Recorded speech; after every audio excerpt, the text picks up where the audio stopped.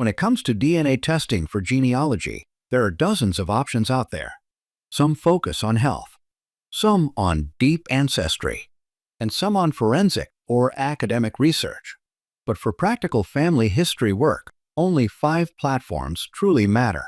Whether you're choosing your first test or looking for a second site to find the cousin who didn't show up on your first try, this overview will help you make a strategic decision.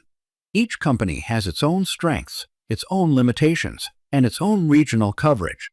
Understanding those differences is the key to getting the most out of your DNA. AncestryDNA is the heavyweight in the field. With more than 28 million testers, it has more DNA kits than all other companies combined. That sheer volume means you're more likely to find close matches here than anywhere else, especially if your family has deep roots in North America, the United Kingdom, or Ireland.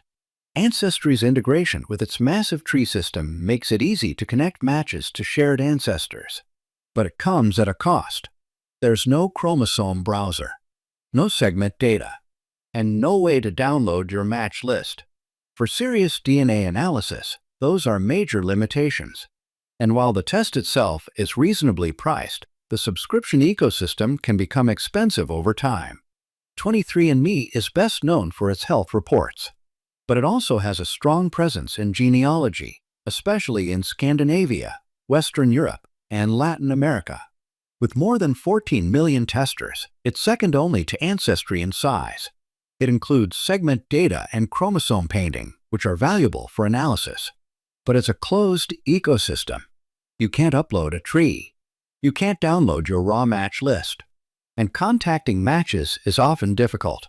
If you're looking for cousin connections, 23andMe is best used as a supplement, not as your primary tool.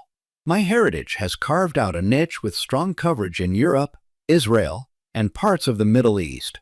It offers excellent genealogy tools, including auto-clusters, triangulation, and the theory of family relativity. And its users tend to be responsive and genealogy-focused. But recent changes to their subscription tiers have made key tools harder to access, especially for long-time users. And while you can still view segment data, exporting it for use in external tools has become difficult or impossible. If your family has European roots and you want powerful analysis tools, MyHeritage is still a strong option. But it's no longer the bargain it once was. AncestryDNA is the oldest DNA testing company, and it remains the best choice for serious segment analysis. It offers a full chromosome browser, downloadable match files, and strong support for Y-DNA and mitochondrial DNA testing, which no other major company provides. Its autosomal database is smaller, around 1.5 to 2 million kits. So you'll find fewer close matches unless your family has deep roots in the database. The interface can feel dated, but the tools are powerful. For advanced users who want full control over their data, FamilyTreeDNA is still a vital part of the toolkit. Living DNA is a specialized tool best used for fine-grained ethnicity analysis within the United Kingdom and Ireland. Its match database is very small, so it's not useful for cousin finding. GEDmatch, on the other hand, is a cross-platform analysis site. It accepts DNA uploads from all major companies and allows you to compare with others who've uploaded, regardless of where they originally tested. The database is modest, with strongest coverage in North America and the UK. But the tools are unmatched. Segment comparison, triangulation, one-to-many matching, and GEDcom integration for tree analysis. GEDmatch is where serious genealogists go when they need to dig deeper, especially across company boundaries. And finally, a reminder that database size isn't everything. The cousin you need, the one who holds the key to your mystery, might be hiding in the smallest pond. That's why strategic testing matters. If you've tested at Ancestry and come up empty, try MyHeritage or FamilyTreeDNA. If you're chasing a match who tested at 23andMe, upload to GEDmatch. The goal isn't just to fish in the biggest pond, it's to fish in the right one. Because in genealogy, one good match can change everything. Before we continue, I want to offer a brief apology. Earlier, I mispronounced GEDcom and GEDmatch. Both should be pronounced with a soft J sound, and I appreciate your understanding. DNA is a powerful tool, but it is only one part of the genealogist's toolkit. It can help answer questions like, who is my biological uncle? Or are there living descendants of my maternal grandmother's family? And if so, who are they? It can point you toward the right branch of the family tree and help support the hypotheses you've built from your research. But DNA alone cannot solve a mystery. You must always do genealogy first and last: the records, the timelines, the places, and the people.